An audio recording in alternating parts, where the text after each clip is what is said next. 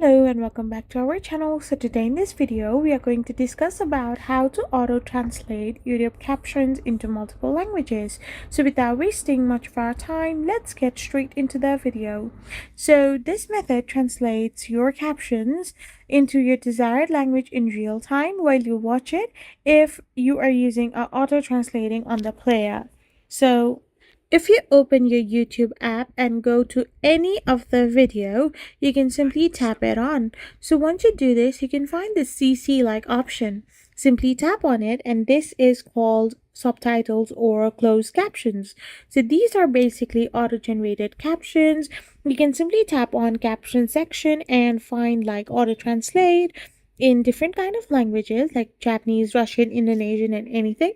So this is done automatically, and you can have a auto translated caption into multiple languages on YouTube. But if you are a creator, then you can simply add multiple translated captions by using your YouTube Studio application. I hope you found this video helpful. Don't forget to hit that subscribe button and do give us a thumbs up. We will be back again with more informative videos. Thank you for watching.